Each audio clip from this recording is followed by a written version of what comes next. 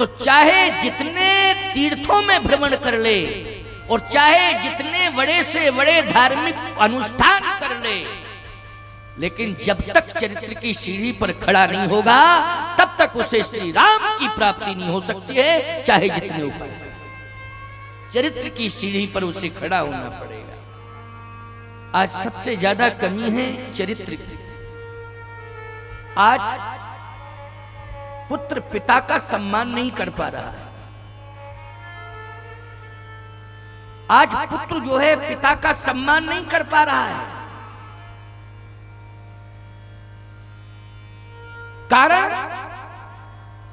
कारण यही है कि उसने आचार्य संहिता को पढ़ा नहीं, सुना नहीं है। आचार्य संहिता मानी रामचरितमानस को पढ़ा नहीं है ठीक से, रामचरितमानस को सुना भी नहीं है ठीक से। उसके जीवन में ये आया ही नहीं कि पिता का क्या महत्व होता है।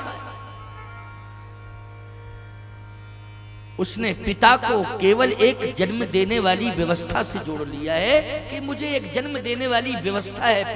पिता उससे पूछो पिता का नाम क्या? पिता मानी क्या होता है? पिता मानी जन्म देने वाली व्यवस्था, वंश वृद्धि करने वाली एक व्यवस्था है। वंश को चलाने के लिए हमको जन्म दे दिया है।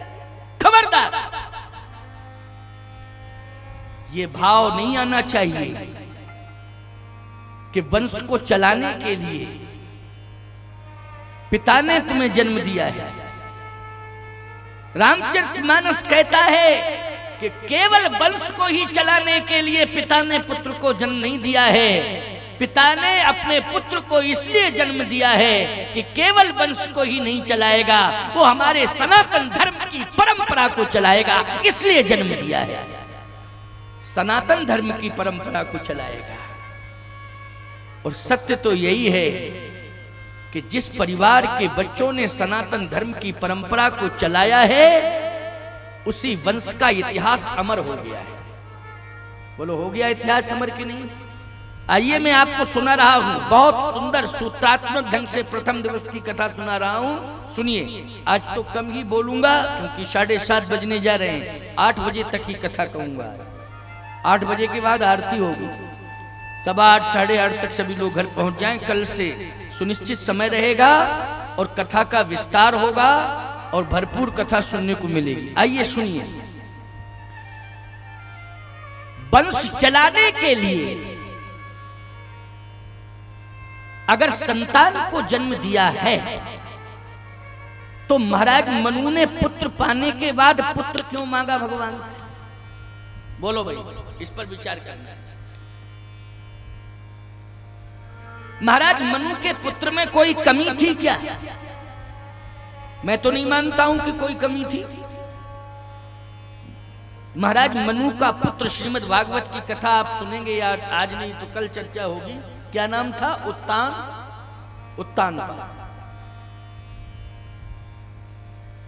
उत्तानपाद। सामान्य व्यक्तित्व नहीं है, लेकिन ऐसे पुत्र को पाने के बाद भी महाराज मनु ने भगवान से पुत्र ही मांगा। बोलो, मांगा पुत्र कि नहीं मांगा? सोचो जरा। क्यों? मेरा पुत्र जो है, पुत्र है, वो राज्य चलाने में सक्षम है, सामर्थ्यवान है, वो वंश को चलाने में सामर्थ्यवान है, लेकिन धर्म और संस्कृति को स्वच्छंद बनाने में सक्षम नहीं है।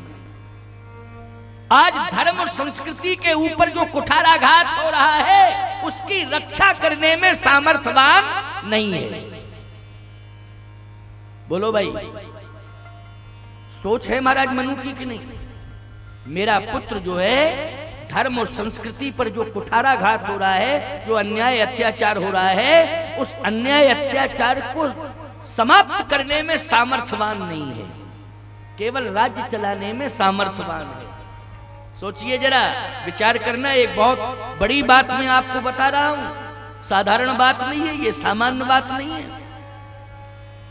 महाराज मनु ने राज्य छोड़ दिया, महाराज मनु ने पुत्र को छोड़ दिया और पुत्र के हाथ में राज्य दे दिया। कहा, बेटा ये राज्य तुम संभालो, मुझे जाने दो। कहां जा रहे हैं आप? मैं जा रहा हूं, मेरे मन में वेदना है, चिंता है। किस बात की चिंता है? वो चिंता लेकर के जा रहे हैं महाराज मनु। राज्य और पुत्र दोनों को पाने के बाद भी चिंता है।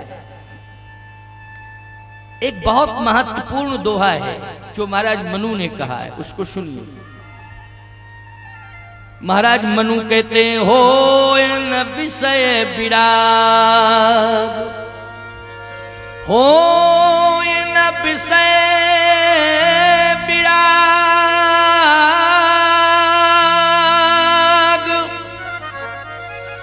भवन बसत भा चौथपन, हृदय बहुत दुख लाग, जन्म गयऊ हरि भगति बिन। महाराज मनु कहते हैं कि बिना भक्ति के मेरा जीवन जा रहा है। भक्ति इतनी बढ़िया मनुष्य स्मृति लिखी है, आप मनुष्य स्मृति को पढ़ेंगे तो उसमें आदर्श ही आदर्श है। बोलो है कि नहीं? महाराज मनु की स्मृति एक प्रकार से ग्रंथों का, शास्त्रों का, वेदों का, शास्त्रों का सार है। मनु स्मृति सामान्य नहीं है महाराज मनु, वेदों का सार है मनुष्य स्मृति में। लेकिन प्यारे, इतना बड़ा विद्वान, इतना बड़ा मनीषी आज कहता है कि मुझे वेदना है, मैंने भजन नहीं कर पाया। भजन, इसका मतलब है कि भजन कोई और विधा है। ये कौन सी दूसरी ऐसी विधा है कि जिस विधा को पूरा किया जाए तभी जीवन सार्थक होगा? कैसा भजन? इतना बड़ा विद्वान, इतना बड़ा मनीषी विचारक, भजन करने में क्या प्रॉब्लम, क्या परेशानी, किस प्रकार का व्यवधान? सावधान। महाराज मनु भजन भजन शब्द बार बार कह रहे हैं। भक्ति भक्ति भक्ति, जन्म गयो हरि भगति बिन, बिना भक्ति के जीवन चला गया। इसका मतलब यह है कि भक्ति है क्या? नौदा भक्ति में आपने राम जी के मुख से सुना होगा, प्रभु राम के मुख से सुना होगा। नौदा भक्ति में शबरी जी से पहली भक्ति क्या बताई? प्रथम भगति संतन कर संगा, दूसर रति मम कथा प्रसंगा। पहली भक्ति है प्रथम भगति संतन कर संगा, पहली भक्ति है संतों का संग। इसका मतलब यही है कि बिना संतों के संग किए हुए चाहे जितने बड़े विद्वान बन जाओ आप, और चाहे जितने बड़े नीतिवान बन जाओ आप, और चाहे जितने बड़े आप संपत्तिवान बन जाओ, धनवान बन जाओ, लेकिन जब तक आपने संतों का संग नहीं किया है तब तक आपके जीवन में अपूर्णता रहेगी, आप पूर्ण नहीं माने जाएंगे। महाराज मनु यही तो कह रहे हैं कि सब कुछ है मेरे जीवन में लेकिन भक्ति नहीं है। भक्ति क्या है? संतों का संग, और मुझे संतों का संग करना है। और संतों के संग को तो करना है, लेकिन ऐसा संग करना है कि जिन संतों से सत्संग मिलता हो सुनने को। अच्छा बोलो, आप सबको यही सौभाग्य मिला कि नहीं मिला? संतों का संग मिल रहा है और साथ में सत्संग मिल रहा है। भगवान राम ने जो सबरी से कहा है कि पहली भक्ति है प्रथम भगत संतन कर संगा, और दूसर रतिमम कथा प्रसंगा। तो पहली भक्ति है संतों का संग, दूसरी भक्ति है संतों के मुख से सत्संग। और महाराज मनु इसी की लालसा लेकर के नैमिषारण्य में पहुंचे हैं। वहां पर आपको मालूम है 88,000 ऋषि निवास करते हैं। कहां करते हैं? श्रीमद् भागवत में वो सारी बात। 88,000 ऋषि निवास करते हैं नैमिषारण्य में। लेकिन होता क्या है? वो ऋषि निवास करते हैं तो करते क्या है? बोले सत्संग करते हैं। वहां पर सत्संग हो रहा है। महाराज मनु ने और तीर्थों को नहीं चुना जहां पर संत ज्यादा रहते हैं और जहां पर संतों के द्वारा सत्संग होता है, उसी तीर्थ को चुना महाराज मनु ने। और हम सब महाराज मनु की संतान हैं, जितने भी बैठे हुए हैं महाराज मनु की संतान हैं। हम लोगों का भी परम धर्म यही कहता है कि हमारे जीवन का सबसे बड़ा भजन और सबसे बड़ी भक्ति यही होगी। कौन सी? कि हम संतों का संग करें और उनकी वाणी से सत्संग सुने। मैं कहता हूं कि नैमिषारण्य आपको जाने की जरूरत नहीं है। अगर संत वाणी से आपके गांव में ही सत्संग हो रहा है तो आपका गांव ही नैमिषारण्य बन गया है। केवल आपको घर से निकल के आना है और सत्संग सुनना है। आपका गांव क्या बन गया है? नैमिषारण्य बन गया है। उस नैमिषारण्य में जाने की आवश्यकता ही नहीं है, इसी नैमिषारण्य में आ जाओ। ये जो आपके गांव में ये भागवत राम कथा के माध्यम से ये स्वर्णिम अवसर, सुंदर अवसर आपको मिला है, तो आए सुने।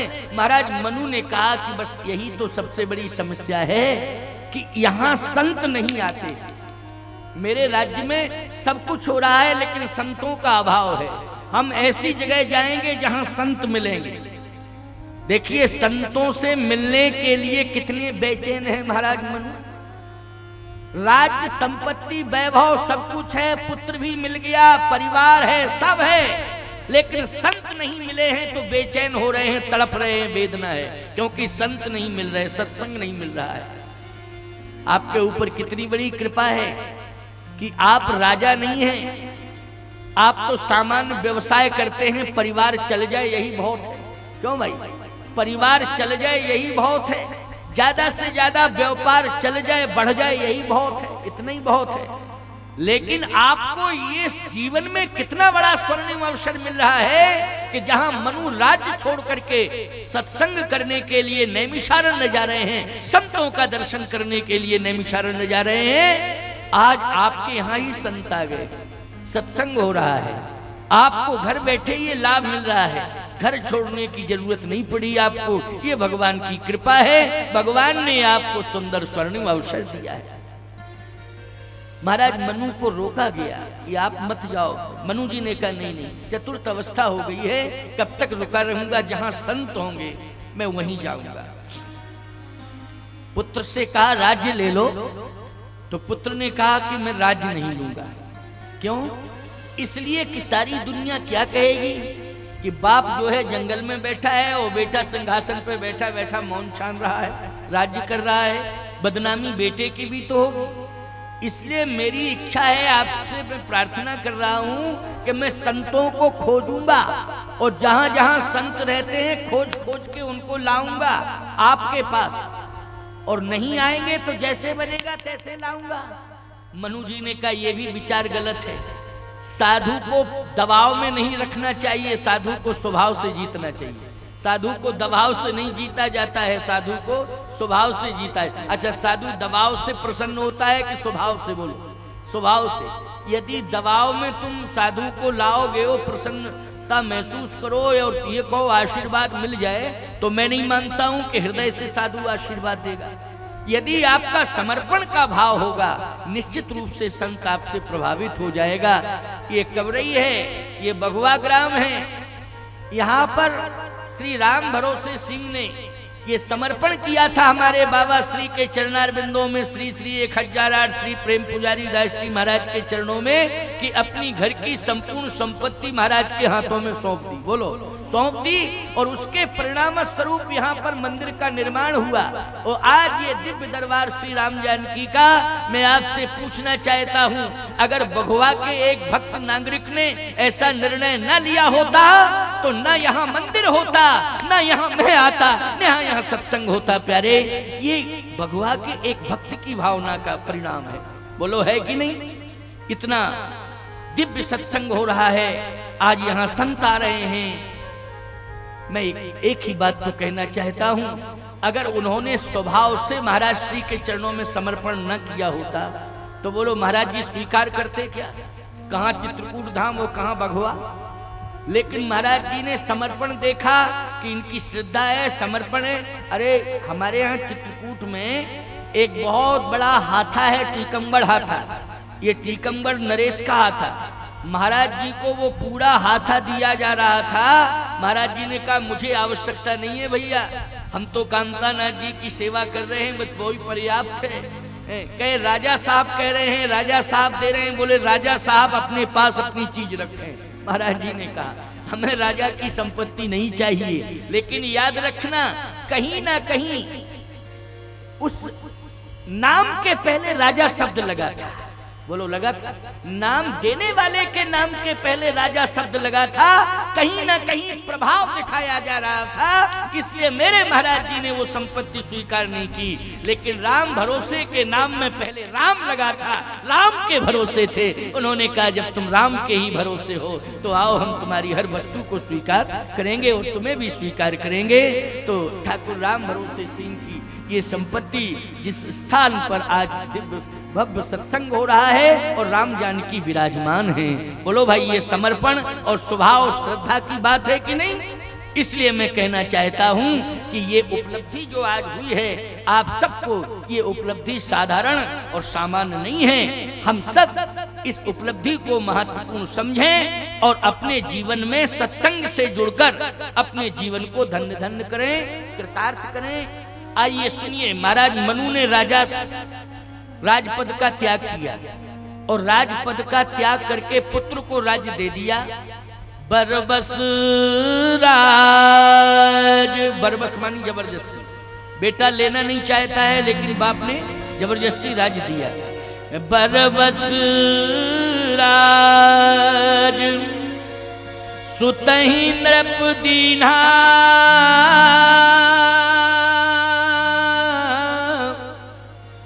और नारी समेत गमन बन कीन्हा। बरबस राज सुतहि नृप दीन्हा, बरबस मानी जबरदस्ती महाराज मनु ने अपने बेटे उत्तानपाद को राज्य दे दिया। अच्छा चलने लगे, अब जैसे चलने लगे तो शत्रुपा जी रोने लगे। शत्रुपा जी से महाराज मनु ने कहा कि तुम दुखी क्यों हो? अरे तुम्हारा बेटा राजा बन गया है तो तू राजमाता बन गई है। जब बेटा राजा है तो तू राजमाता होगी, उसका सम्मान होगा, तेरा सम्मान में कोई कमी आएगी? तेरा सम्मान तो सुरक्षित है, बढ़ा दिया मैंने तेरे सम्मान को।